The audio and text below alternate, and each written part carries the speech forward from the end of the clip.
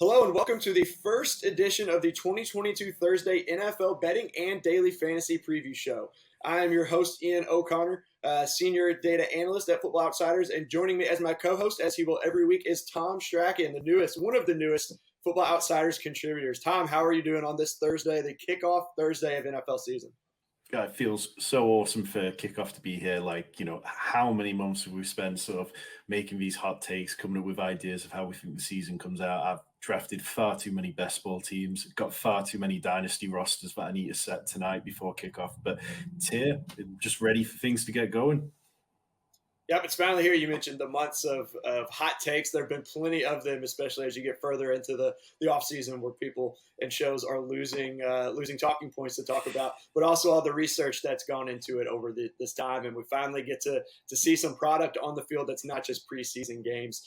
Before we get started, just want to remind you all who are watching, today, Thursday, is your last chance to get 10% off of FO+. You can get that at footballoutsiders.com/subscribe. Get fantasy tools in season, our NFL betting picks, which we'll cover some of those here in this show, as well as other content that is behind the paywall throughout the season. There's some great articles and stuff that will be going out there. So again, last day to get it for 10% off at footballoutsiders.com/subscribe. Before jumping into the games, I know we've got the kickoff game tonight. We're all looking forward to it. Potentially a Super Bowl matchup. We've got the Super Bowl favorites versus the defending champs. But Tom, what are you most looking forward to out of this first weekend of NFL action, other than the fact that football is back? Yeah, well, I mean, this first game, it's, this two defenses were both top 5 in DVOA last year, so it's a little easy to sort of look at the offense and think this could be a really explosive game. But equally, I mean, what if we get just like two defenses who come out on top and it's just really a hard to grind out game? But for me, the most interesting fantasy aspect of this game is going to be the wide receiver twos on each team. So on the Rams side, you've got Allen Robinson, who came across as a free agent after a very down year by his standards last year. He looked unmotivated to be in Chicago, but all reports so far have said that he's had an immediate rapport with Matthew Stafford and he's been lighting up camp routinely. So really interested in how he gets on. And Gabe Davis, of course, for the Bills, broke out down the stretch last year. And he's split people in the fantasy community. He's been going in like the top of the 4th round in best ball drafts. And we've seen how explosive he can be. But is he going to be able to sustain that across the course of the season? So, yeah, really interested in that battle between the two wide receiver twos. Yeah, and you mentioned Allen Robinson there, and Van Jefferson is out this week, potentially even more. Ben Skowronek, I think is how you say his name. He had a little bit of action last year in some games, but that could mean even more targets for Cooper Kupp and Allen Robinson tonight as well. Tyler Higbee, I feel like he's the forgotten guy here. I know he's had some ups and some downs. But I know I saw a lot of people that were kind of still high on him. He's the number 1 tight end in what should be an explosive offense. Yet again, is he someone that you targeted as well throughout this offseason in some of your drafts? Yeah, I mean, Tyler Higbee, the hate went a little bit far on him, and you could often get him in around round 15 of your best ball drafts or even redraft. But Tyler Higbee, because like you say, he's part of an explosive offense, he's always going to be somebody who he might dud some weeks because of the number of weapons around him, but he's a good shot to just get a touchdown. And once you get past the first sort of 5 or 6 tight ends, when it comes to fantasy, if you're scoring touchdowns regularly, then you're doing a lot better than a lot of other tight ends. So I quite like Higbee. I feel like, he's never going to give you those elite ceilings, but he's definitely somebody that is a cheap option to pick up in fantasy. And it'll be interesting to see how he plays tonight. Obviously, we've got Dawson Knox on the other side of things, who just signed a big extension.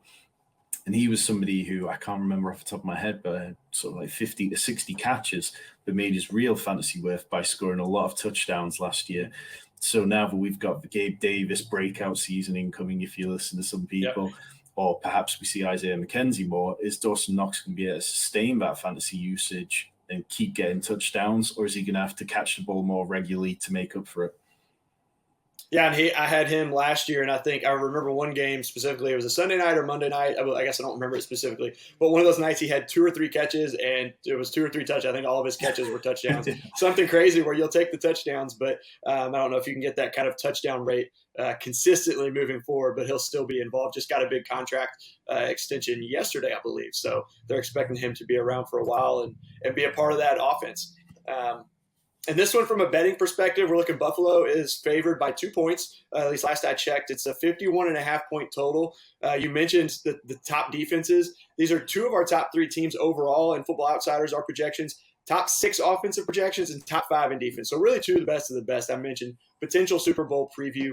For some reason, I wanted to take the Rams, but I think I'm going to have to go with Buffalo. Again, they're the favorites, but they still have a lot to prove after that gut-wrenching playoff loss. They don't have Tre'Davious White, which does hurt against the defending champs going up against Cooper Kupp, Allen Robinson. Matt Stafford is said to be back to 100% after a 6-month recovery from his offseason elbows kind of procedure. I think it was a non-surgical procedure. It was just kind of coming out today. But I think Josh Allen just has the start of an MVP campaign tonight. That's enough to get them over the top. I also think, like last year, we had a high-scoring game in that first game of the season between Cowboys and Bucks. I think the over hits despite 2 top-level defenses in this one. I'd push towards the over. It just feels like teams quite often come out of the gate hot, and they really want to make a statement. But I'd lean just slightly towards the Rams. I feel like Sean McVay is one of those managers that if you give him a period to really build up to a game, he seems to be able to scheme things. And I'm really quite interested to see how he uses those. It's very easy to just say Cooper Kupp's going to have a good night, but I'm interested to see how he uses those players like Ben Skowronek and Tutu Atwell, as well as the running backs. So, yeah, I mean, Kyron Williams, somebody who they've talked up a lot lately. So all those little additional pieces that might actually really make or break the slate. I'm very excited to see what Sean McVay does with them. And one last question I've got. We're talking about fantasy. You mentioned running backs, Kyron Williams there. For the Bills, the Rams were very good against the run last year. Devin Singletary is a guy that was pretty much a workhorse down the stretch, was awesome. But they drafted James Cook. They still have I'm drawing a blank. Zach Moss, yes. Completely drew a blank there. We're looking at getting J.D. McKissick until he changes his mind to stay with Washington. Do you like Devin Singletary tonight in this game? Do you think he's going to get enough work there? Yeah, I think it's tricky because, like, from fantasy perspective, when you've got 3 running backs that they seem intent on using, it just becomes a little muddled. But Devin Singletary was hands down better than Zach Moss through the stretch period of last year. And James Cook, there's plenty of positive reports about him. We've seen reports that he's been lining up with wide receivers at times. But when the games actually start, quite often you see head coaches kind of just go back into their shell a little and just bring back that usage and just ease the rookies in. And part of me is really interested to see how the Bills approached the running back position this year, because we saw time and time again, I think it was in 2020 when the Bills went out of the playoffs, Sean McDermott and the GM at the time talked about how they needed a better running game. And then they made no upgrades. They just continued with Devin Singletary and Zach Moss. And then last year, there was a couple of points where Sean McDermott talked about wanting to run the ball more. So is that something we're going to see? And then all these kind of mad hopes we have for Isaiah McKenzie and Gabe Davis are going to be dashed because the Bills just actually put a slightly more emphasis on running the ball, and these depth pieces in their pass catching corps just aren't as fantasy relevant as we'd like.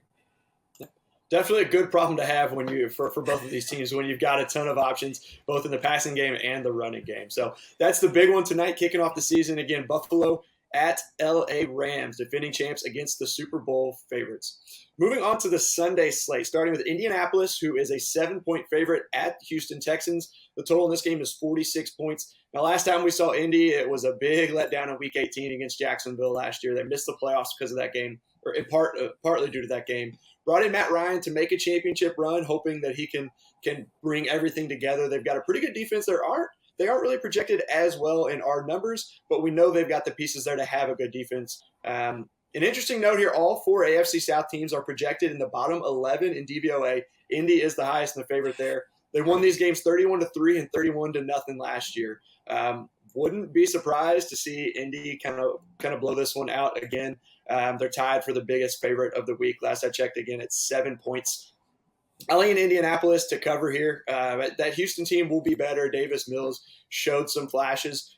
He was really good outside the pocket from the ALMANAC this year. If you don't have one, you still have a chance to get it with FO Plus, again, at 10% off. But forget who it was that wrote that chapter, but mentioned Davis Mills was one of the rare quarterbacks that was better outside the pocket than he was within the pocket. So he, again, showed some flashes. but I don't think this one's really going to be particularly close. I like the under with Indy scoring most of the points in this game again. Like that, maybe not 31-3, 31-0. What do you see in this one, or what are you looking forward here? Yeah, I mean, so last year this was kind of one of those fixtures that Jonathan Taylor just blew teams away. And so in the 2 games where he took on the Texans, he scored over 53 PPR points, which, that's week winning performances in fantasy. Mm-hmm. And I think Jonathan Taylor, if you're playing cash games on DFS this week, is a very easy player to just slot in and not have to worry about it. I think on the other side of the ball, Damien Pierce is somebody who took a lot of camp hype, and as they kind of, they didn't cut Marlon Mack just once, they cut him twice after he'd re-signed to the practice squad. I'm not sure if Royce Freeman's still there on the practice squad, but it's basically just Damien Pierce and Rex Burkhead.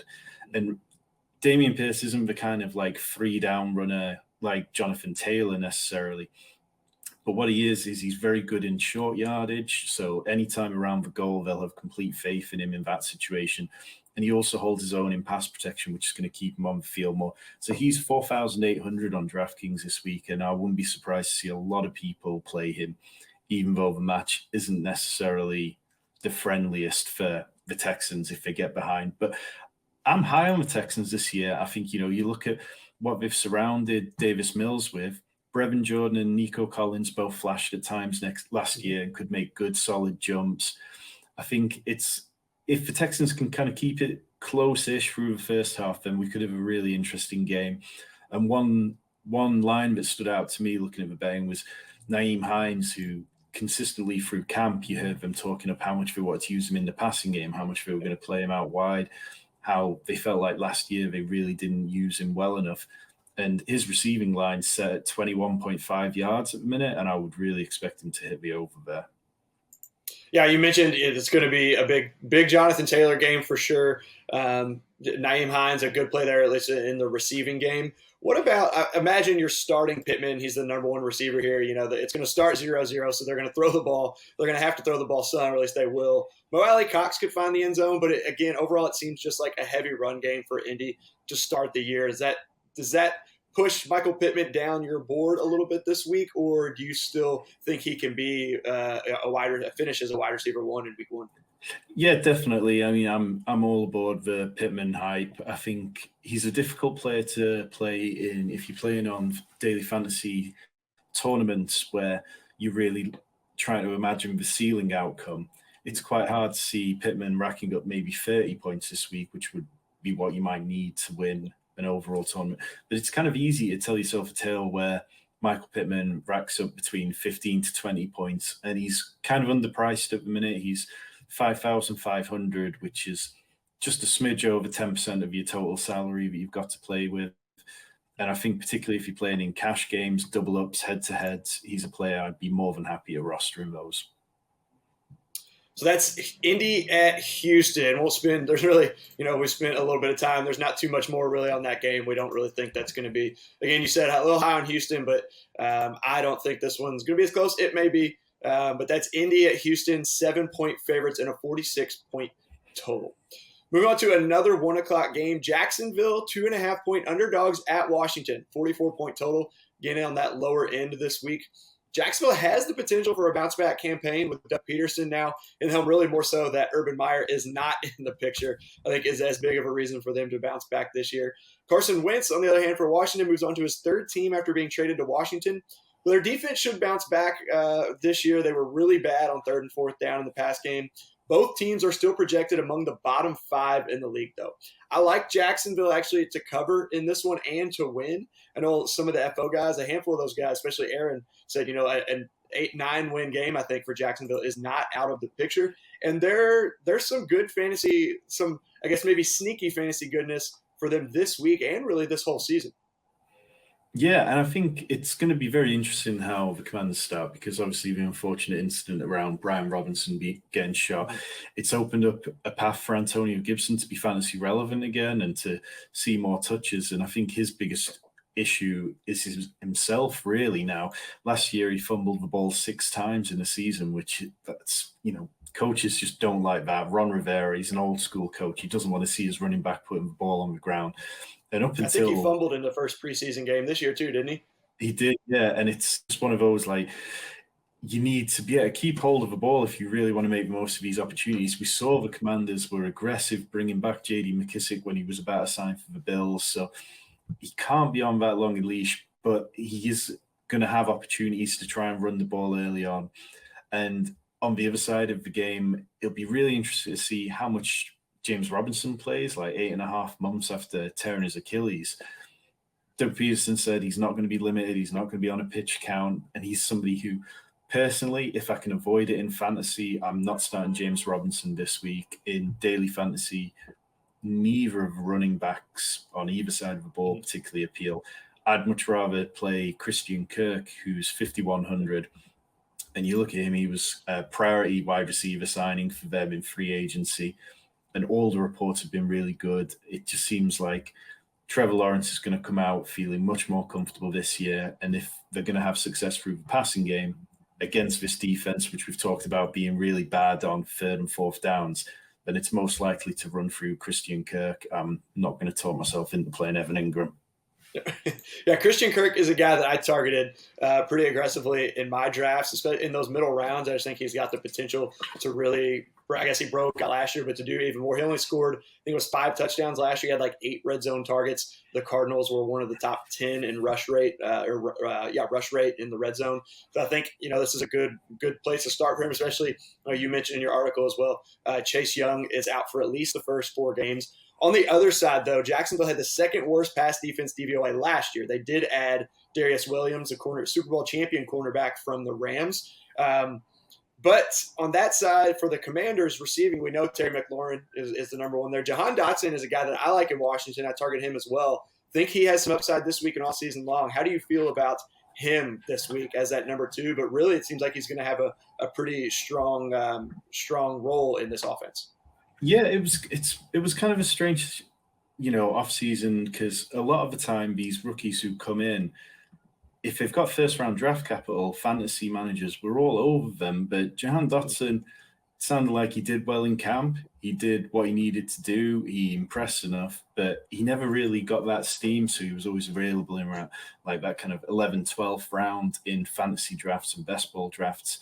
He's priced very well this week. He's only 3,400, which if you're looking for a bargain player to open up some place, so you can play the likes of Jonathan Taylor, Christian McCaffrey, Alvin Kamara at the top, then he's definitely the kind of player that you're going to need to look towards. It's more, personally, I just feel like this game could develop into a little bit of a slog. But if I was going to play somebody, perhaps pairing Jahan Dotson and Christian Kirk as a nice little correlation would be a good way to access some points within this game. Yeah, and this one, like we said, has just a 44-point total. There are a handful of games that are actually lower than this one. One of them coming up next. But as far as the spread, again, Jacksonville, 2.5-point underdogs. I like Jacksonville to cover and win in this one in week 1. The Washington defense we've mentioned a couple times should be better, but still I like Trevor Lawrence and that new staff to be much more prepared than they were last year under Urban Meyer and to get the win. So, again, I mentioned this next game has one of the lowest totals of the week. It actually is the lowest total of the week last I saw. San Francisco, 7-point favorites at Chicago. I think they played last year, and that's when Justin Fields had that kind of crazy run from one side of the field to the other, ended up scoring. So they meet up again, and this time Trey Lance gets his first start as QB1 in San Francisco, taking over for Garoppolo this year, although they are keeping him.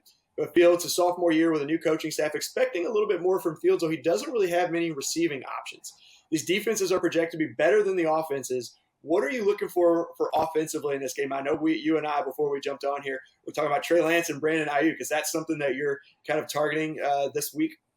Yeah, definitely. I mean, I'm a big Trey Lance truther. I felt like last year it was disappointing to see Jimmy G at the time holding it down, and now we hear about the fact that Trey Lance actually had an injured finger, and that might have contributed to why he was never able to push Jimmy G further to get on the field. But it just feels like we're about to see two quarterbacks who could either become absolute elite talents within this league because of their dual threat ability, or they could wash out of the league within another year. And as for Brandon Ayuk, it's like we was chatting, they've got that kind of friend narrative that Cooper Kupp and Matthew Stafford had last year. And it might be a bit of a reach to imagine Brandon Ayuk going for the triple crown of receiving yards, touchdowns, and all that. Yeah. But he could easily be a value still, and I think you can stack up the pair of them for less than 25% of your total salary on DraftKings this week. So it becomes very intriguing. The low over-under is a bit disappointing. Like, it's very easy to see this game just not being overly competitive. Like, the Niners defense is so imposing, particularly with the pass rush of Nick Bosa and Javon Kinlaw and Eric Armstead. And the Bears O-line is so pathetic that it's just easy to see this image of Nick Bosa and the guys just crashing through, and Fields just under pressure constantly. That I imagine they're going to struggle to get their ground game going. So I don't think it's a week where you can look at playing David Montgomery or Khalil Herbert. I think really it'll be easier to play players from the Niners if George Kittle does miss out. I think he's got a hamstring injury, which is looking a little iffy for his game time availability. If that is the case, I'll be playing a lot of Brandon Ayuk and Trey Lance. If George Kittle is there, it might be a game where perhaps I consider just playing Trey Lance on his own and just hoping that he racks up a lot of yards on the ground. Yeah, and you mentioned Brandon Ayuk. We're big fans. That was someone who I targeted season long. I'm more kind of seasoned in that department, but him and Christian Kirk are kind of two that I'm debating on this year. So for this week. So it sounds like either of those are good plays. I just got to try and pick the right one. We'll see if that happens, though. I tend to not pick the right one. But as far as the betting angle on this, we mentioned lots of uncertainty around Lance. I think he's going to have a pretty big year. You said you're a Lance truth as well, but there is still that degree of uncertainty there. We saw the flashes from Fields last year. I do think the Bears are able to keep this at least close for a little bit. The defense, again, both defenses are projected to be better than the offenses. I think they cover, but San Francisco, I still think, is going to win this one outright. It actually comes in Chicago to cover. We have the projected line at only 4.5 points. That makes the Bears to cover, our third highest confidence pick of the week. For those of you out there watching, you can actually get all of our NFL picks in order by confidence, see our projected line, see our straight-up picks as well, as long with confidence. And for every week with an FO Plus subscription, you can sign up at footballoutsiders.com/subscribe. Again, today is the last day to get 10% off there. But you can get all these picks, and that is one that we're pretty confident in. And I'll kind of side the same way with Chicago to cover, but San Francisco to win. Sounds like you're on San Francisco to win as well, perhaps even to cover maybe, or would you think it's going to be low scoring and close? I think we're probably looking at low scoring and close, but that might not tell the whole story. That I feel like, the Niners are going to feel fairly comfortable and just run the ball out and run time down, and the Bears will push it a little bit closer, but it might not be a pretty game.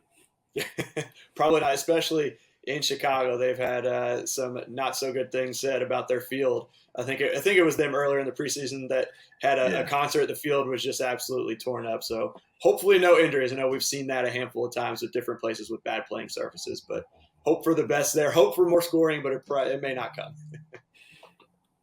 So we'll move on. Again, another 1 o'clock. This is a big one.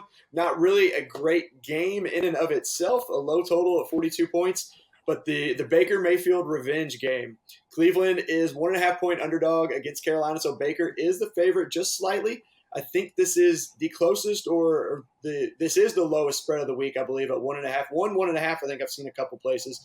Baker obviously won the starting job over Sam Darnold and faces his old team, who the Cleveland defense is projected to finish 12th, but I think they finish higher than that. Has the potential. They have a lot of young players. Myles Garrett, Denzel Ward, Greedy Williams, Jeremiah Owusu-Koramoah, I believe I said that right, as going into his second year, just athletic freak.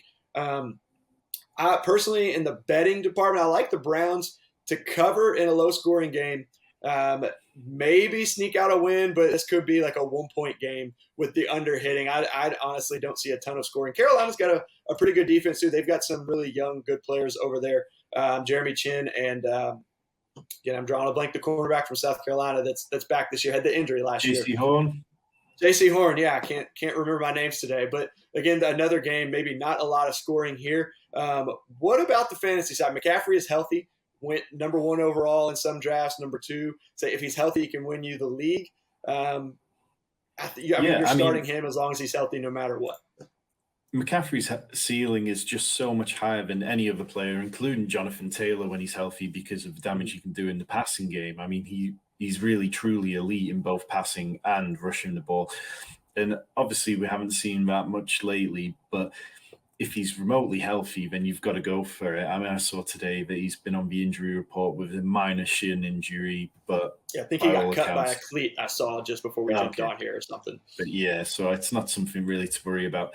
I think for me, I'd love to see DJ Moore come out firing. He's somebody who you just feel like you want to see those touchdowns early. Like, he's been in the league for a few years and he's been in 4 seasons and he's only got 14 touchdowns in total. And I'd love to see a natural connection between him and Baker Mayfield early. DJ Moore's $6,000 on DraftKings this week, which is really playable, but it's not overly appealing because, like you say, it's a low over-under. And I think you kind of, even if Baker Mayfield can get cooking, how much can Jacoby Brissett get going? Like, we saw him start 5 games last year for the Dolphins, and it was like one end of fantasy relevant to not being at all. He had 3 of the 5 games where he averaged over 20 fantasy points, which was great, but he averaged 8.5 fantasy points in the other 2. So it's really difficult to know what we're in for. Yeah. And he's not the kind of quarterback that if a game is sort of struggling, you think he can really blow it wide open, because, I mean, through 3 seasons in the NFL where he's had meaningful time, he's always averaged like 6.3 yards per attempt, which is right around the Big Ben 2021 area. So it's a tricky game to get involved for fantasy, but DJ Moore's somebody I would play. I'd have complete confidence playing him. I think we are going to see a really good season for him. And if you believe in DJ Moore can get there, then Kareem Hunt on the other side of the ball is probably somebody who I would also be looking to play as a contrarian tournament play in DFS. But yeah, it's not a great one. Yeah. So on the Brown side, I know David Njoku is a big sleeper pick. I ended up with him in a league, a season-long league. He has 1 top 10 campaign on his resume. It's been a few years. I think it was 2019.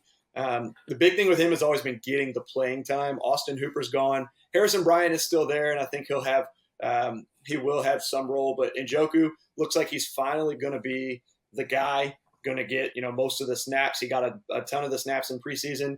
Is he someone that you think is a good play this week against Carolina? We mentioned they've got some good pieces, but still they're not projected super high defensively this year. And that's really all we have to go off is our projections this year. Last year they started off well, and then the whole team kind of fell off down the stretch. But that's one I think a lot of people have questions about, or that are really putting a lot of stock into for the season. Yeah, I'd be completely fine playing David Njoku. I mean, he's 3,900 on DraftKings, which is quite a nice tier. If you're not going to pay up at the position, and if you're not going to completely punt off position with a player who we can get to later, at the bare minimum, 3,900 really opens up a lot of top plays. I mean, they paid him a huge amount of money for a tight end who hasn't really produced massive numbers over his career. So you've got to believe that they believe in him now with Austin Hooper out of there. Yeah, I'd be fine playing him. I would worry about what his kind of ceiling outcome is, but at that cost on DraftKings, you're really looking for, say, 440 and a touchdown would be plenty of points for you. Yeah, he asked for a trade at one point, I think it was last year, and they said, no, we're hanging on to you, and then they gave him money. So could be in for a big year season long, and perhaps a decent play in DFS this week as well. Moving on to another game. This is a pretty hyped game for who it is. For Detroit, Philadelphia, 4-point favorites at Detroit. 48.5 points is the total. This is a standing room only. It's the first standing room only non-Thanksgiving Day game for Detroit since 2017. I thought they were pretty fun to watch last year. They fought pretty hard, and Dan Campbell was aggressive all season long. It was great to see. He stuck with it all year long, helped win them a game. I think it was their first game actually against Minnesota. They went for it in their own territory late, didn't get it. Minnesota scored quickly, though, because they didn't have far to go, and then we know they scored on the last play of the game. So it could actually be, a sneaky fun game, again, that total almost at 50 points. Detroit should be a better team this year as well, but Philly is one of our top projected teams at FO. They're projected 6th in DVOA, but due to the schedule, they're projected for the most wins, tied for the most with Buffalo at 10.6 mean wins. So A lot is expected from this Philly team, both offensively and defensively. The implied team total for Philly is around 26 points. Personally, I think they exceed this amount. I think they cover against Detroit. I don't really see this being too close. And I think the total goes over late in the game. I know we saw Detroit late in week 1 last year getting blown out by San Francisco. They came back and ended up losing by 8, I think, and covering the spread there. But just think Philly is going to be, have a big year this year. Now, Aaron picked them as his Super Bowl picks, and they're projected to be a pretty good team this year. Yeah, I think going back to what you said briefly there about the Lions, they were really unlucky at times last year. There was so many close games. I mean, I'm a Ravens fan. Justin NFL Tucker, record field goal. That's what it took to beat them. Otherwise, their record would have looked slightly better. They were really unlucky, and I think they're a team who a lot of people are adopting as like their second team this year because they've got the heart and the soul. We saw it on Hard Knocks. They're a fun team to root for. And, they've got real strengths on offense. Like, it was a little unfortunate that their starting right guard, Vaitai, went to IR this week, which is a big loss. But, like, the O-line's such a strong position for them that I feel like they should be able to overcome it. And when Jared Goff's comfortable behind the O-line, he's been good at times. So I'm kind of sneaky high on the Lions. I feel like I'm expecting a good season out of TJ Hawkinson, who was on for a career year in loads of metrics last year before the injury derailed it. We've all seen what Amon-Ra St. Brown can do. And on the Eagles side of it, I absolutely love Jalen Hurts and A.J. Brown this week. That's my stack of the week for DFS. I would be happy to play that in all forms of tournaments there. And it's a very cheap one. It only takes up 26% of your total salary for your DFS lineup. And really, I'd love it if this game exploded into an all-out shootout. It'd be a lot of fun, but it'd be interesting because the Eagles' defense definitely feels a lot better than the Lions' defense. So maybe we don't quite get the full shootout. But like you, I'm expecting the Eagles to come out on top. Yeah, A.J. Brown and Jalen Hurts, it's one of those kind of best buddies storylines that we had with Kupp and now with Brandon Ayuk and Trey Lance there. Could be a big game. I mean, I feel like you're starting just about, especially season long, I guess more specifically season long, your Hurts, A.J. Brown, Dallas Goedert, even Devontae Smith, I think could have a big game. You mentioned on the other side, Amon-Ra St. Brown. So he got, that crazy stretch down the back stretch of the season. Huge production, but you mentioned TJ Hawkinson was out, and that's when he got really kind of exploded and got a lot of his work. Do you expect a big workload, maybe not that much, but a big workload to carry forward for him with Hawkinson back in the fold, DeAndre Swift now having DJ Chark, and then Jameson Williams coming back at some point, or is the hype on him a little too much this year, you think?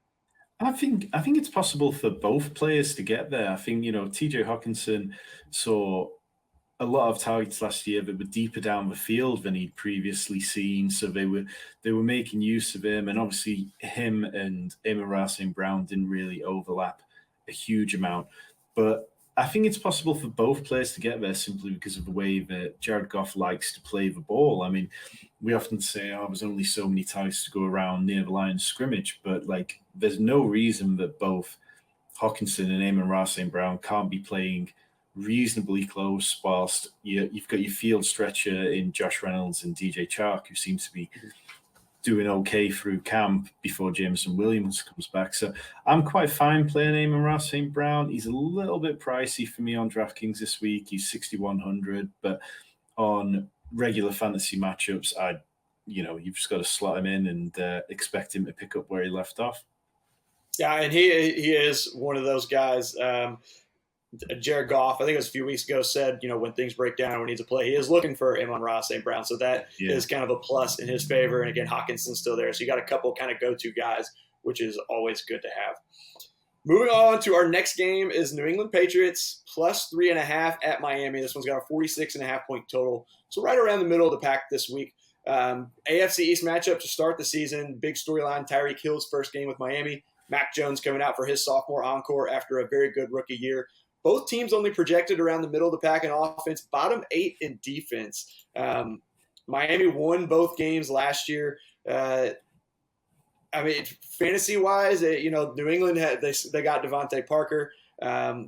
Jacoby Myers is still there, doesn't score a lot of touchdowns. On the other side, Tyreek Hill obviously could take any ball to the house and get you a touchdown. Jalen Waddle, it sounds like he's trending towards playing. He's been kind of banged up a little bit. Who are kind of your biggest plays in this game from a DFS perspective?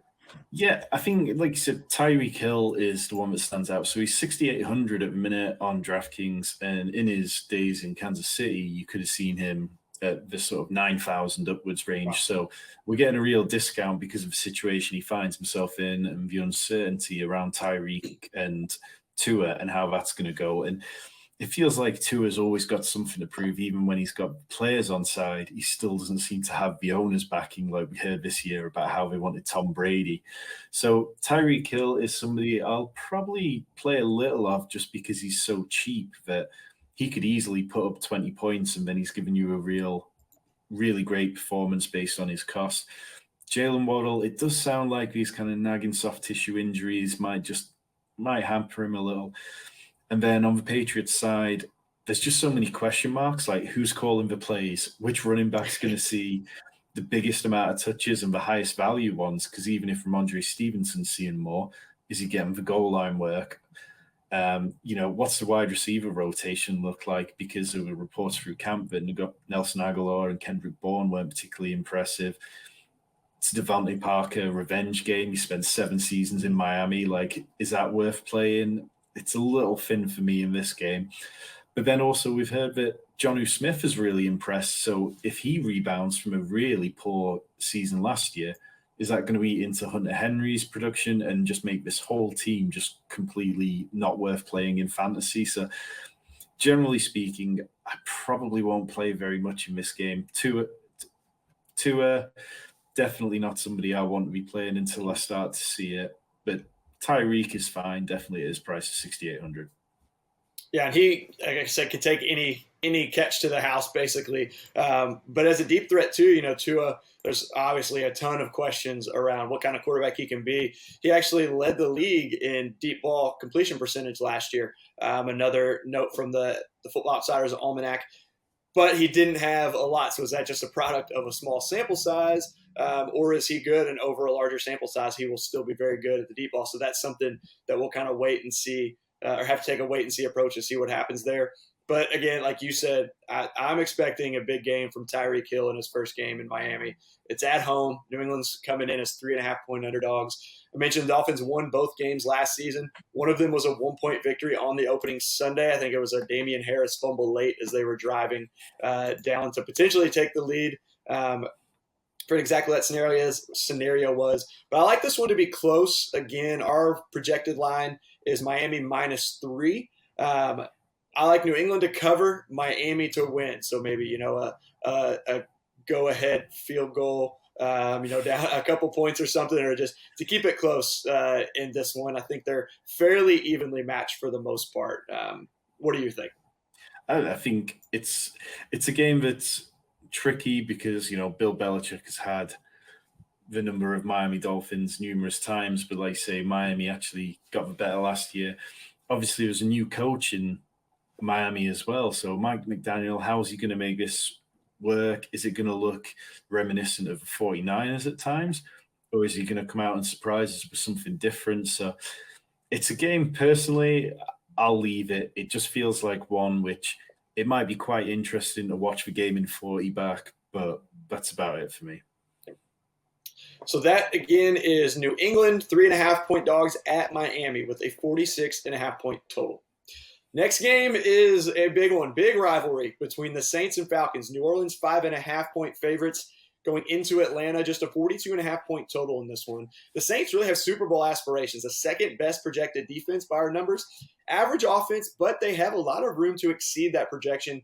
A big comeback year from Jameis, a healthy Michael Thomas. Kamara likely won't be suspended, we've heard, until next year. Probably things could change there, but it's looking like next year. They've got Chris Olave down there. Jarvis Landry, a lot of people aren't talking about. The Falcons, on the other hand, not really expected to compete. They finished last year with just 7 wins. They were the worst 7-win team in DVOA history last year. So Matt Ryan kept them in games, kind of willed them to victory.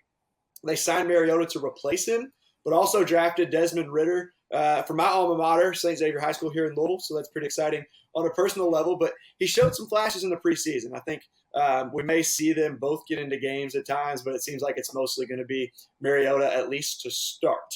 So, again, I mentioned Olave really hasn't had as much buzz this year as some of the other rookies, and Jarvis Landry definitely hasn't. Michael Thomas looks to be healthy or good for week 1 at least. Which of those wide receivers do you feel most comfortable inserting against an Atlanta team that is just not expected to be good? Yeah, it's a really tricky one, to be honest. And if you're looking to play the pass catching from either side of this, I think the right play would probably to be gambling on Michael Thomas being underpriced and undervalued and people being scared to see what he's capable of. At the minute, you can get him on DraftKings for 5,700 this week. And really, you were always looking for about 3 times the value of the first 2 digits there. So if you call it 5.7, we're looking for him to have about a 15-point, 16-point week. And that's so easily in the range of outcomes for Michael Thomas. It's going to be interesting to see how he and Jameis Winston play. I saw a tweet earlier today saying the last time that Michael Thomas was on a football field, Todd Gurley was still a running back in the league. So it really kind of makes you realize how long it's been since we've seen him. Wow. And what does playing with Jameis Winston do for Michael Thomas? Does it open up the route tree more so that we're not just seeing the whole slant boy moniker? So generally speaking, when it's a little bit surprising that this is the lowest over-under of the week, because these divisional games, sometimes they can just explode. And I know we're not necessarily expecting the Falcons to be great, but I kind of get drawn to these divisional games sometimes. And it's one which definitely there's a few plays that are interesting. I mean, Marcus Mariota, we've not seen him really start a game for a couple of years. And what's that going to look like? You know, we don't expect the Falcons O-line to be good. So is he going to be under pressure and rushing a lot? His over-under for the rushing yards is 28.5, which that's something that he's gone over in a third of his starts in the league. And obviously we haven't really seen him much lately. That's not bad. And his price tag at 5,200 on DraftKings, that really helps you open up some ceiling plays at wide receiver, tight end, running back in the rest of your lineup. So I definitely have some intrigue in this, and I really want to see Kyle Pitts come out strong. Like last year, he scored 1 touchdown. Let's see him come out early doors, even in a tough matchup, and just moss some players, score 1 touchdown or even 2, and just break his own record. Yeah, the target should definitely be there for him. It is a tough matchup. I mentioned New Orleans has the second best defensive projection. They finished last year 3rd, and they added the Honey Badger. They got Tyrann Mathieu in the fold now. Targets will be there. It's just seeing what he can do. Like you, I'd love to see him get a touchdown or 2, have some big plays, and even Drake London. Maybe I know he's going to kind of come down to the next couple of days. Has been out with, I think it was a knee injury he suffered in the first preseason game, but he's a guy that I think could be sneaky this week as well, as much as they're going to have to throw, it seems. But from a betting perspective, again, this one, New Orleans 5.5. I don't really see them having any trouble covering and going over their implied total of 24 points against what is last season's 30th ranked defense, and Atlanta's only projected 31st. So they're not really projected to finish any better this year. So I don't really see any trouble with them covering in this game. It is on the road. It's a divisional game, like you said. Sometimes those are a little tougher, but I don't see it happening in this one. No, and I'm firmly in the same opinion. I do have a sneaky feeling that it's going to go over the over-under of 42. I feel like there could just be points that we're not expecting here. And I do quite like Alvin Kamara in this game. I think particularly if you're playing DFS tournaments, he's somebody who people might be a little bit scared of. He's priced at 7,600, so he's kind of in this range where you're not at the very top tier. And sometimes when that happens, people just stay away from you completely. So I'd expect his ownership to not be too high, but we know he has the ceiling outcome where he can completely break a slate and win you matchups. So yeah, I'd probably play a sprinkling of Alvin Kamara, perhaps pairing him with Kyle Pitts and seeing how that works out.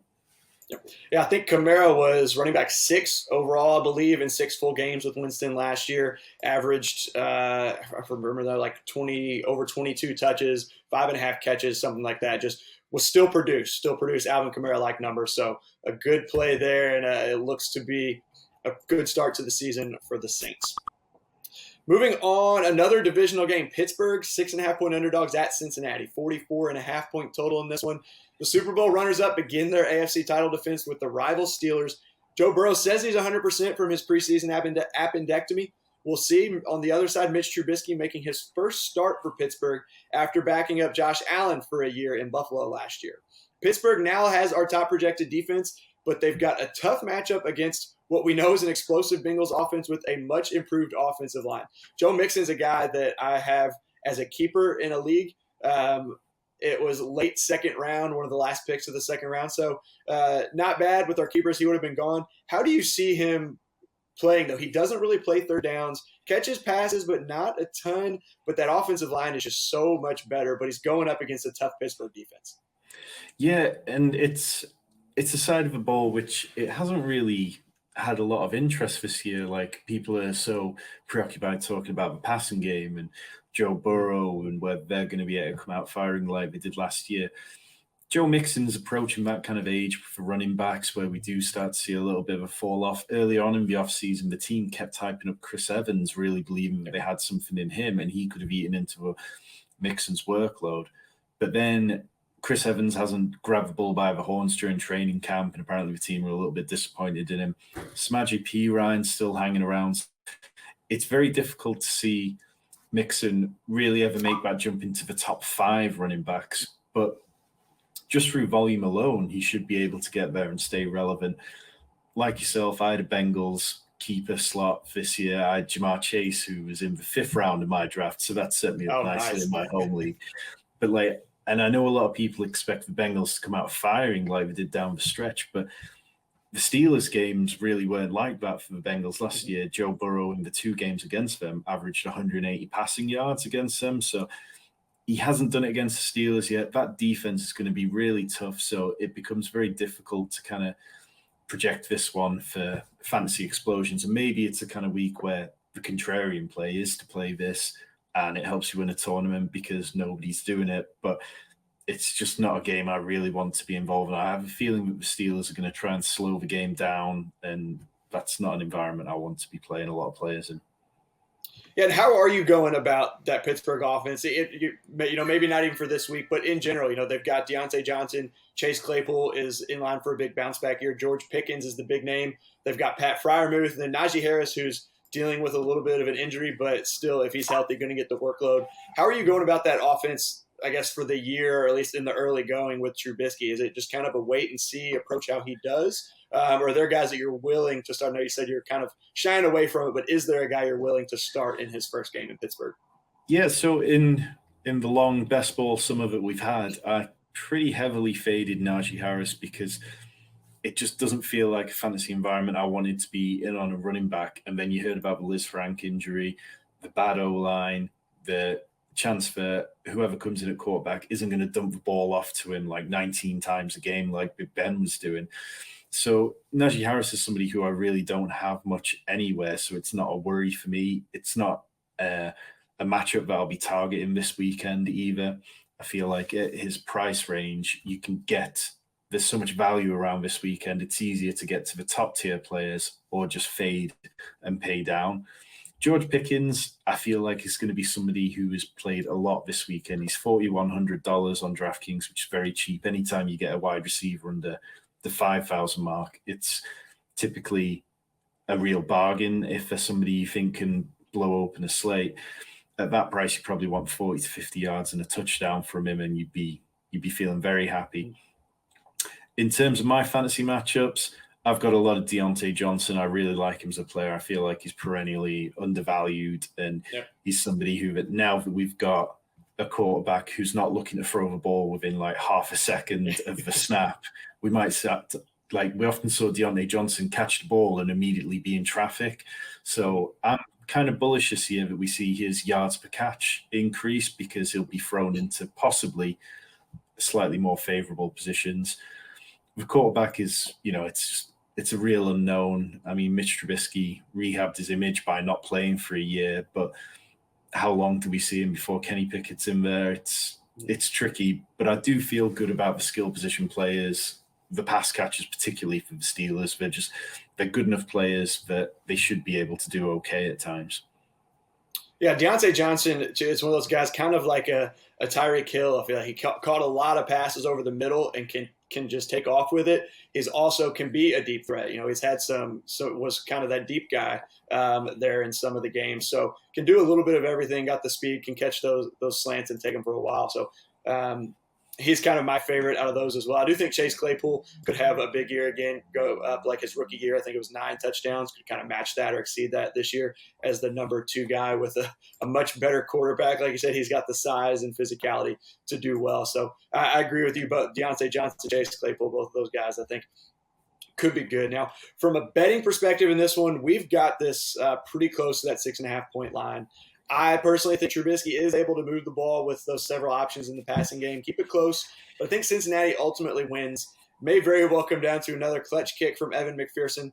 Now, while we have the Steelers as a low confidence spread pick, the Bengals are our 3rd highest confidence pick straight up. So we're really high on the Bengals to win this one straight up. Again, those picks are something you can get every week with an FO Plus subscription at footballoutsiders.com/subscribe. Again, that FO Plus is just 10% off through tonight. So moving on to another not really expected to be a close game, like we have that San Francisco game, and we probably won't spend too much time on this one. But Baltimore going in as 7-point favorites to New Jersey, I guess, to face the New York Jets. Just a 44.5 point total on this one.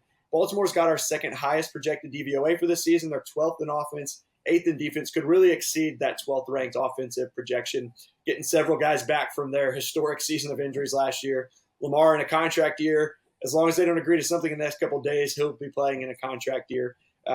It was noted in the FO ALMANAC he has struggled in some of the advanced passing statistics since his MVP campaign, but he's got a really good matchup against the Jets in Week 1. The Jets, on the other hand, are starting Joe Flacco. Will be making the start against his old team. Zach Wilson recovering from a preseason knee injury, but really, I don't think many people are expecting Baltimore to have much trouble with the Jets in Week 1. Could be a lot of fantasy goodness from the Ravens. I think there's a couple guys you like in this one, right?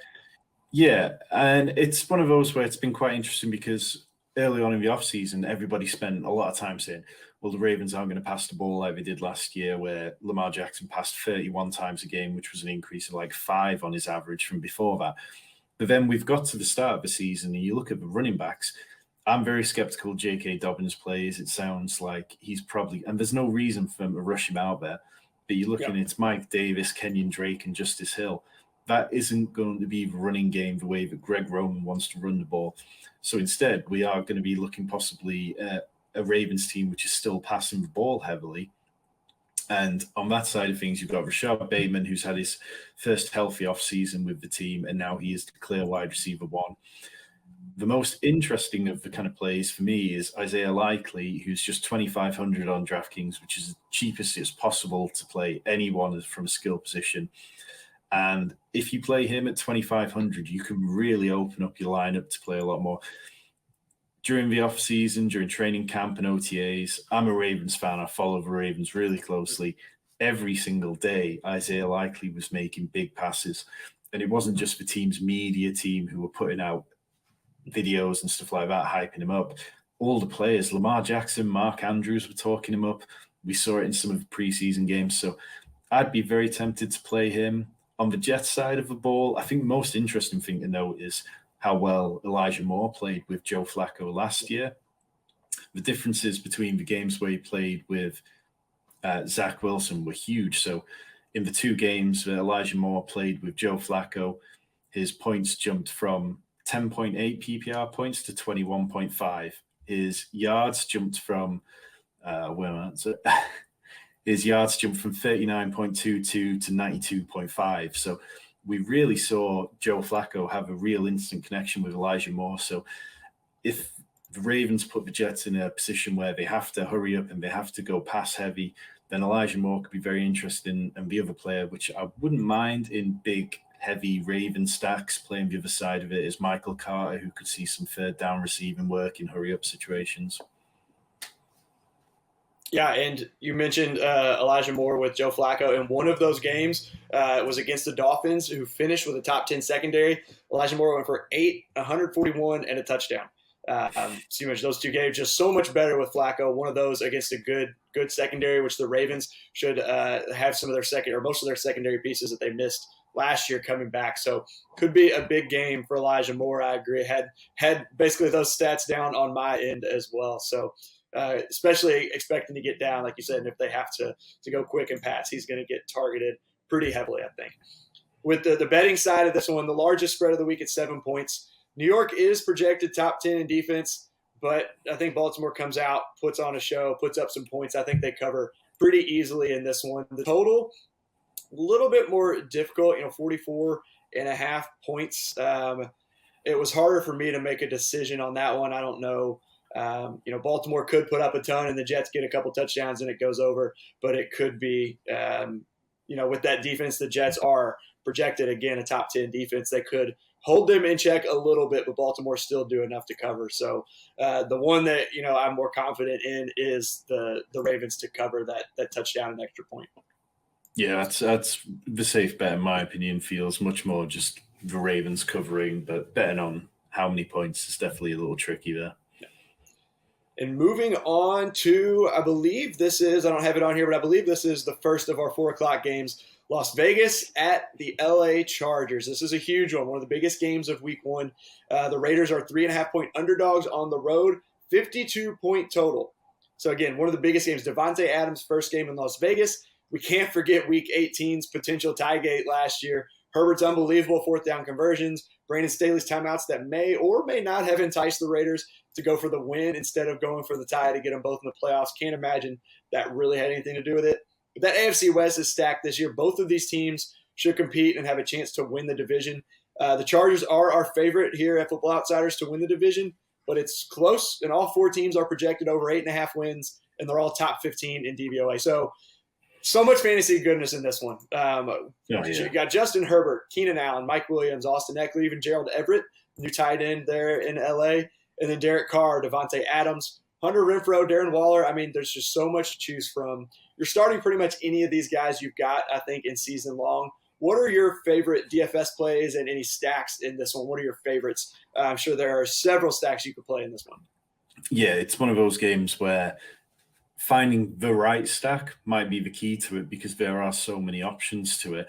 And I would be more than happy adding in players like Josh Palmer, who's 3,800 as the wide receiver 3 in Los Angeles. Like, we've seen that they brought him back. They started using him much heavier down the stretch last year. Over the first 10 weeks, he averaged just 28% of snaps, and then that jumped to 58 over the remaining weeks of the season. They did re-sign Jalen Guyton, but to a veteran minimum deal, and it really seems like Josh Palmer he can play both as a deep threat like Mike Williams, but he can also play close to the line of scrimmage like Keenan Allen. And it seems like he's going to get a lot of opportunities this year, which will help the Chargers open up defenses even more. So I'm more than happy adding any kind of stack, adding him in there. Gerald Everett, some people thought he had a poor season with the Seahawks, but he still ranked 9th in yards after contact at the position, and he had the joint most broken tackles at the position of 9. So there were bright spots that you can create a narrative where it's like, okay, it just didn't work out because the Seahawks last year weren't particularly great. On the Vegas side of things, Derek Carr's somebody I've struggled with over years in terms of building stacks around him because he very rarely supports more than one fantasy relevant option. Like, we've seen it, going back to the days of Michael Crabtree and Amari Cooper, he still struggled to really get somebody into that top tier more than one player. So it'll be interesting to see how much he spreads the ball around and how that's reflected in fantasy. Devontae Adams is 8,100, and at that price, you really need a big game out of him to justify it. So it's a little tricky.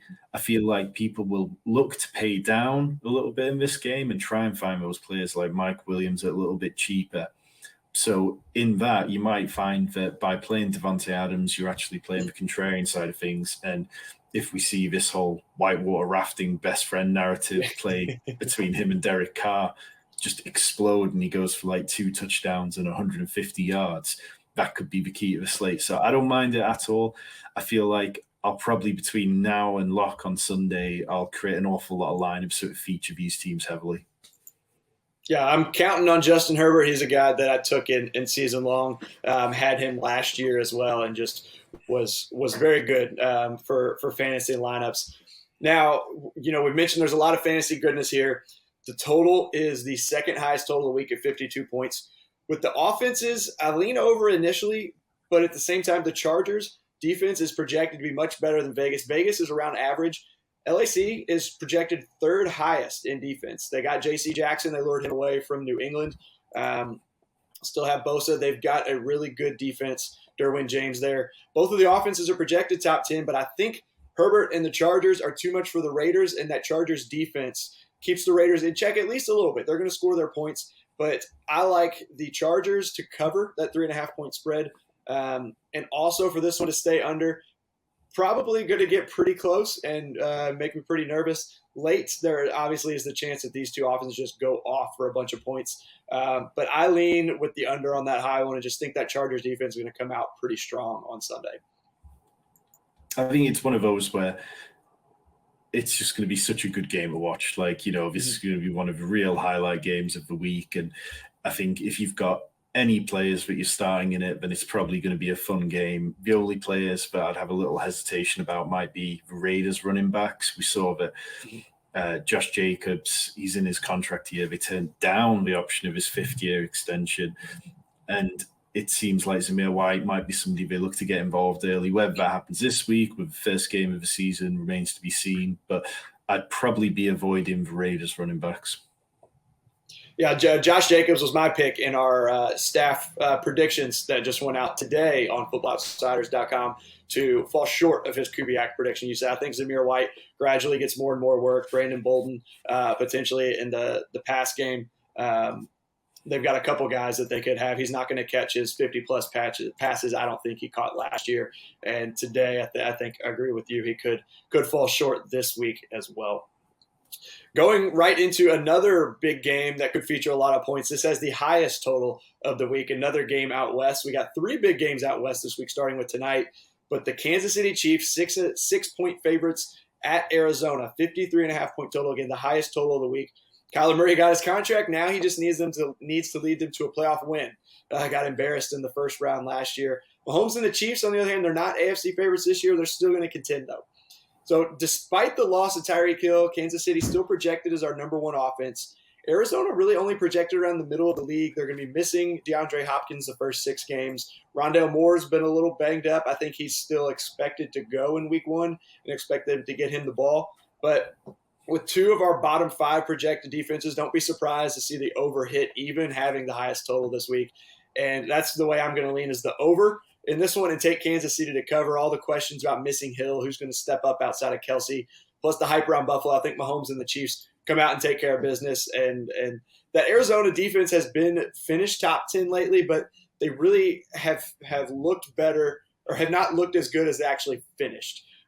So I think they take a step back this year, and Kansas City comes out and just puts up a lot of points today, which is going to lead to fantasy points. So what are you thinking? Do you have a take on the spread or the total? And then we can go ahead and get into the fantasy side of it as well.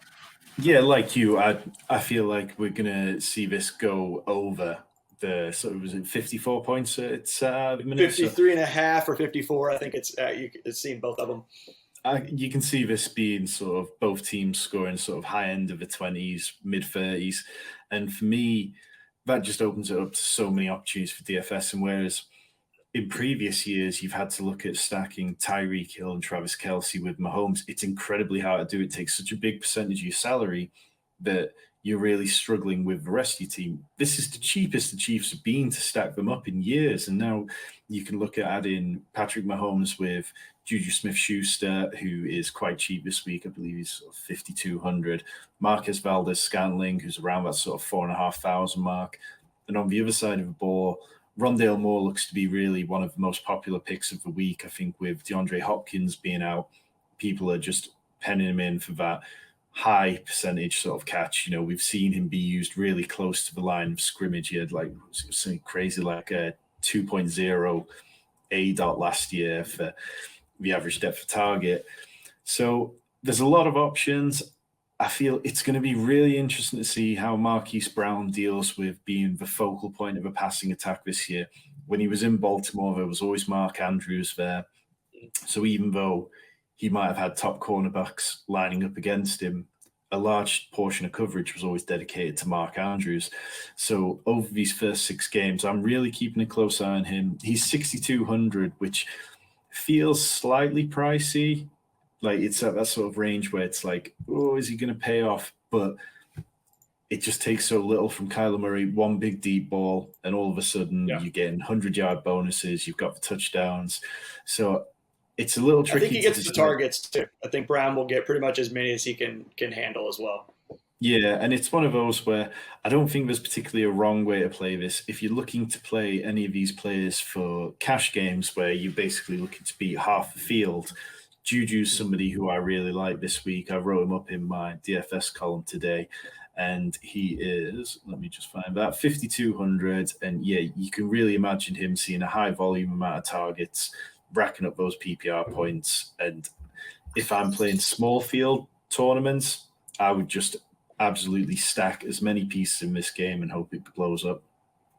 Anybody from the Kansas City backfield you're comfortable with? I know Edwards-Helaire has been kind of underwhelming.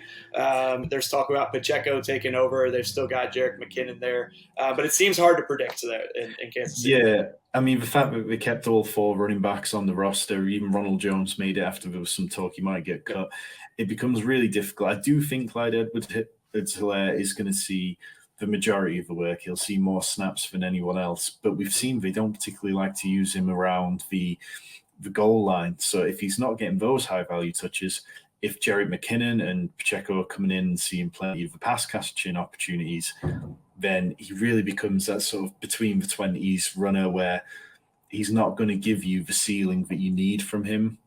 So, no, to be honest, I'll wait and see on this one, look at the snap counts next week and see who was favored in which situations, and then maybe look to attack them in a different matchup.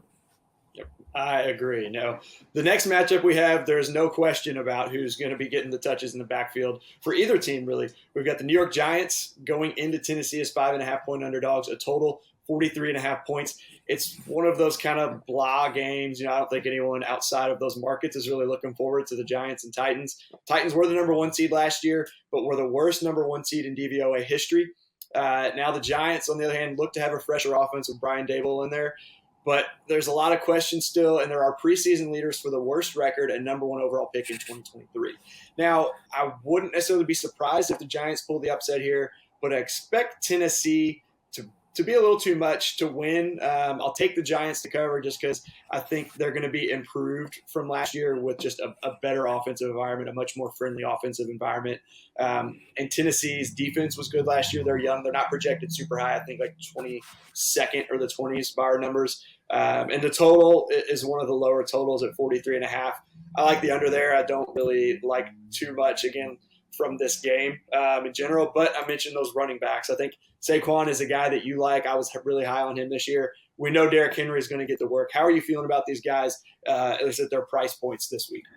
Yeah, so, I mean, Saquon, firstly, I mean, you know, he's somebody who we've seen by now that running backs who are returning from ACL injuries can be a little hit and miss when they first do, but then there's plenty of data to show that a year further removed from it, that they're a lot more productive. So he's 6,100 this week, and I would expect him to be a popular player. I think people, you know, you look at the backfield and behind him, there's only Matt Breida. Like, Matt Breida's not pushing anyone too far this year. Yeah. You look at the wide receivers, and Kenny Golladay, Kadarius Toney, and Sterling Shepard are all carrying various forms of injuries. Who've really only got Darius Slayton and Wan'Dale Robinson available. Tight end, we saw Ricky Seals-Jones go out for the season with an injury, so there's only the rookie Daniel Bellinger. So it really feels like if this team's going to move the ball, then it's going to have to run through Saquon Barkley. So at 6,100, I really quite like him. On the other side of the ball, you've got Derrick Henry, who's one of the most pricey running backs on the slate at 8,600. At that price, you're really looking for a 25, 30-point game, because if you play him and he only gets you 15 points, that's production which you could have got from another running back who was far cheaper, and it's quite hard to overcome. I've done, you know, several hundred best ball drafts this year, and I've probably drafted Derrick Henry in 3 or 4% of them. He's just, we know how dominant he can be, and last year we saw him more involved in the passing game. but it's just really hard to put your faith in him. And he's somebody that I probably will play more going forward.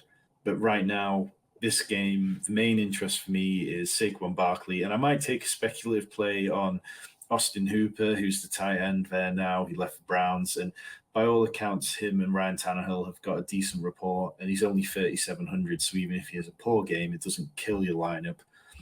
It'll be very interesting to see how much Treylon Burks has played, though. He's 5K. And, we've heard all the reports. Mike Vrabel isn't the kind of coach who wants a player who isn't practicing and who isn't healthy. We saw that with Julio Jones last year. It just seemed to annoy him constantly whenever Julio wasn't playing. So how much does he get on the field, and how much can we look to glean from that to be able to possibly play him next weekend and going forward? That was one of the things I was asking about Treylon Burks. If not him, do you think there can be enough passing volume in this game to make even Robert Woods a good play? They're going to throw the ball some, but it seems like, again, a very heavy Derrick Henry game, similar to that Indianapolis game with Jonathan Taylor. Yeah, I mean, Robert Woods is 5,600 on DraftKings, so he's quite a reasonable price. But from there, I think it's difficult to project him to really have a big ceiling when you look at somebody we looked at before, like Juju Smith-Schuster, 5,200. It's just an easier pivot for me. I feel much more confident that if you were really looking to attack this game, I would get Robert Woods play. But again, he's coming back from an ACL injury and has made good progress, but you never really know till you see him on the field. I think Nick Westbrook-Akine is somebody who, if you really want to take a dart throw, he's been quite good for the Titans at times, and maybe he can carry that relationship with Tannehill over and have a good start to the season. Yeah, so that's, again, not a lot there other than the running backs. Kind of just a blah game overall. Move on to one where there is a lot more fantasy fun, a lot more just excitement in general. Green Bay, 2-point favorites going into Minnesota. The total is 47 points here. Really the biggest question mark here is who's going to pass catches now that Devontae Adams is gone. Is Rodgers going to give the rookie receivers a long enough leash and be more patient than in years past? We know he trusts Aaron Jones and A.J. Dillon, so they're going to get touches, be on the field together a lot, be split out to catch passes. Meanwhile, the defense could be a huge help for this offense this year. We're only projecting them 16th, but they've got 7 first-round picks on that defense, 6 of them starting. They really have the potential and are kind of, I think, a popular pick to make that jump potentially into the elite tier this year. But they have their hands full in week 1 with really their biggest threat to winning the division, and that's the Vikings. Kevin O'Connell coming in should really unleash this offense with Justin Jefferson, Adam Thielen, Dalvin Cook, a healthy Irv Smith. Kirk Cousins is kind of one of those safe picks in your season-long play, but I feel like he could be a play, maybe not this week, DFS-wise, going up against a good defense and good secondary. But moving forward, I think there's a lot to be expected from this offense, really even this week, but if not this week, just in general. This is a pretty friendly offense this year. Yeah, definitely. I think, as you mentioned with Kevin O'Connell, he's come from the Rams where they used to play in much more wide receiver heavy sets than Mike Zimmer did. Mike Zimmer was very much a run first whenever possible kind of mindset towards the end.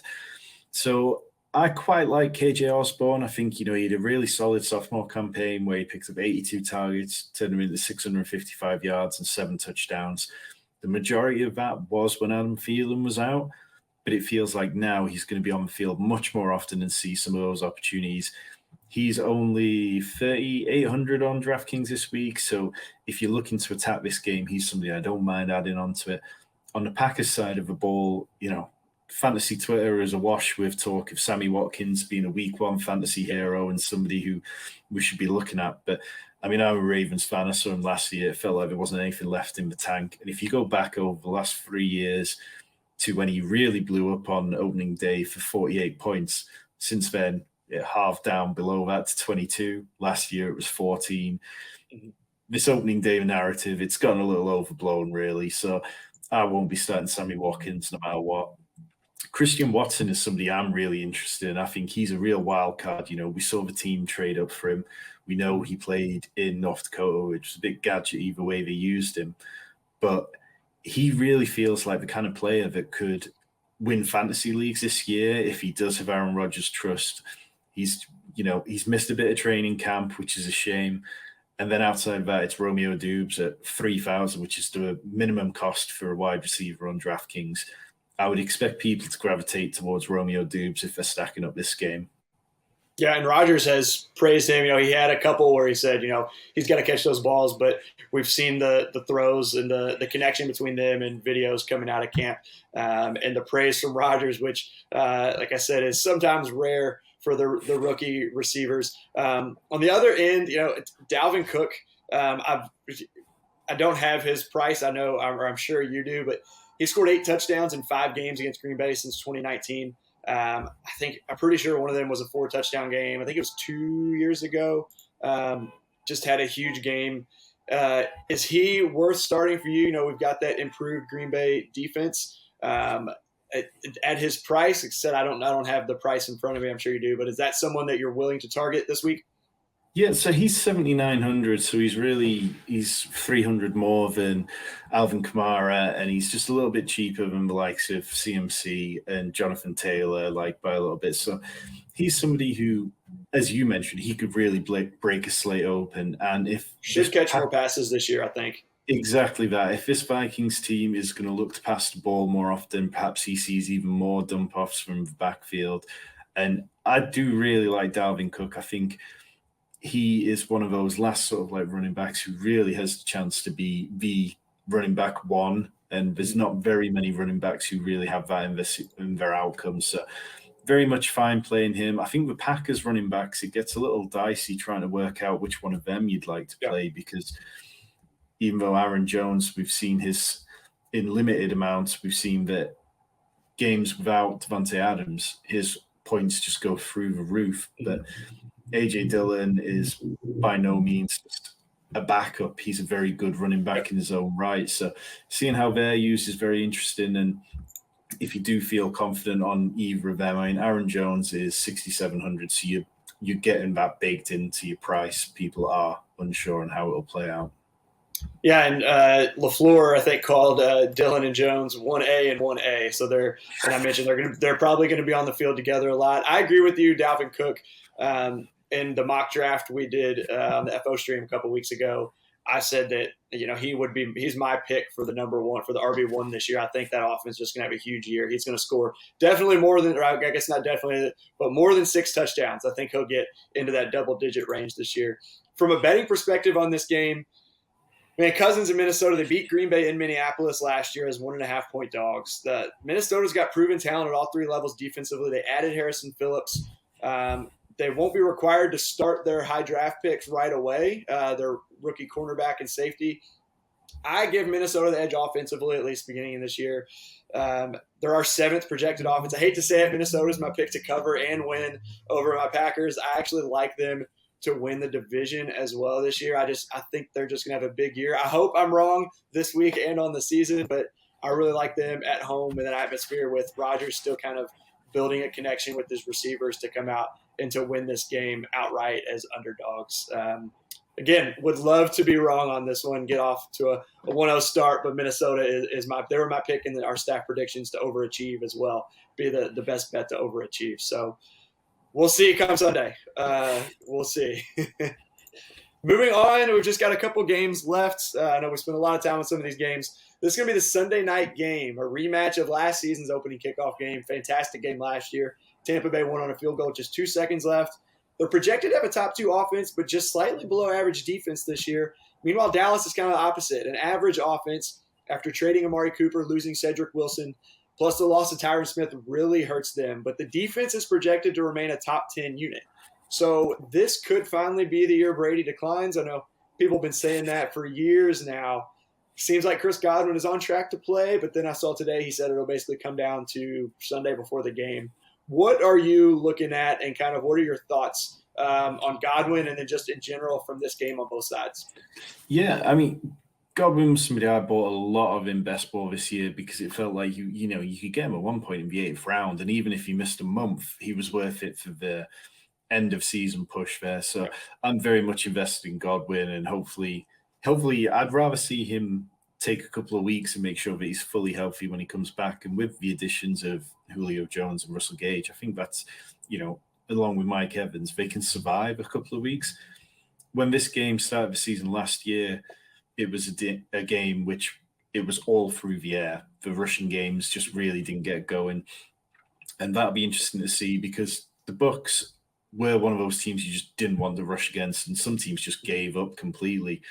So it'll be interesting to see how the Cowboys try to attack them because, we've spent months hearing Jerry Jones talk about everything runs through Zeke. And I don't know how that is, but we've also seen Tony Pollard get talked up as well. It's a bit of a trope. We've seen that talk about him being used more as a wide receiver, but he does have the ability if they choose to.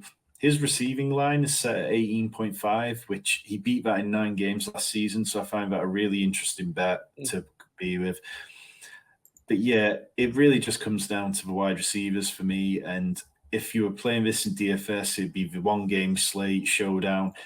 And CeeDee Lamb would be somebody I'd be very interested in putting in that captain spot. Yeah, and that's Bucs defense. They finished top 10 against the pass last year, but it was up and down throughout the year. They dealt with some injuries, had some question marks. The defensive front, I think, like you said, it was tough to run on them last year. I think there could be some space in the passing game. And CeeDee Lamb, I'm expecting a big game or big year from him. I think he's one of those guys that has the push or the potential to finish as the wide receiver 1 this year. Wouldn't be my favorite, but I think he's just going to get a ton of targets. He's going to get a lot of work. It's really him and Dalton Schultz until Gallup's back. I know Jalen Tolbert's been talked up there as the number 2 guy. I think maybe he could even have some value tonight as a number 2 guy there, or not tonight, Sunday night, when, I think they're going to have to throw the ball a little bit more, like you said. Yeah, definitely. And he was somebody who flashed early in camp before fading, so it'd be interesting to see how he is. But I was kind of hoping that James Washington would have been healthy to start the season, but he got injured. So really it's all got to run through Schultz and CeeDee Lamb, you'd imagine. Yeah. And on the other side, that Cowboys defense was second against the pass last season. Tom Brady has his weapons.